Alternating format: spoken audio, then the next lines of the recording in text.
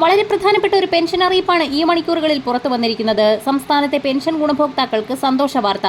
Pension കുടിശ്ശികയിൽ ഒരു ഗഡു അനുവദിച്ച് ഉത്തരവിറങ്ങി. ധന പെൻഷൻ വകുപ്പിൽ നിന്നാണ് ഉത്തരവിറങ്ങിയിരിക്കുന്നത്. പെൻഷൻ ഗുണഭോക്താക്കളെ സംബന്ധിച്ചിടത്തോളം വളരെ ആശ്വാസകരമായ ഒരു നടപടിയാണ് സംസ്ഥാന സർക്കാരിന്റെ ഭാഗത്തു നിന്നും എത്തിയിരിക്കുന്നത്.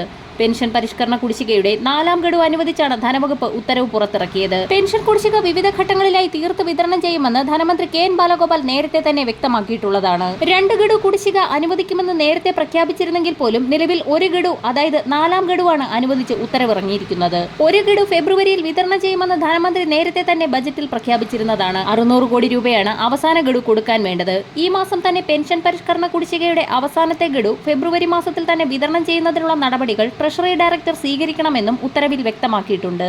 ഇതോടെ 11ാം പെൻഷൻ പരിഷ്കരണ കുടിശ്ശിക മുഴുവനും പെൻഷൻകാർക്ക് ലഭിക്കും. പെൻഷൻ പരിഷ്കരണ കുടിശ്ശികയുടെ ഭാഗമായുള്ള ക്ഷാമാശ്വാസ പരിഷ്കരണത്തിന്റെ 2 ഗഡുക്കളാണ് പെൻഷൻകാർക്ക് ഇനി ലഭിക്കാനുള്ളത്. 19% ക്ഷാമാശ്വാസം നിലവിൽ പെൻഷൻകാർക്ക് കുടിശ്ശികയാണ്. 6 ഗഡുക്കളാണ് കുടിശ്ശികയുള്ളത്. അടിസ്ഥാന പെൻഷന്റെ തോതനുസരിച്ച് പ്രതിമാസം 2185 രൂപ മുതൽ 15846 രൂപ വരെ പെൻഷൻകാർക്ക് ഇതുമൂലം പ്രതിമാസ പെൻഷനിൽ നഷ്ടപ്പെടുകയാണ്. മാർച്ച് മാസം മുതൽ പെൻഷൻ ഗുണഭോക്താക്കൾക്ക് പെൻഷൻ പരിഷ്കരണ കുടിശ്ശികയുടെ നിലവിൽ അനുവദിച്ചിരിക്കുന്ന 4ാം ഗഡു കൂടി ചേർത്താണ് വിതരണം ചെയ്യുക. വരും ദിവസങ്ങളിലെ എല്ലാവിധ പെൻഷൻ അറിയിപ്പുകളും നിങ്ങളിലേക്ക് എത്തുന്നതിനായി ചാനൽ സബ്സ്ക്രൈബ് ചെയ്യാൻ മറക്കാതിരിക്കുക.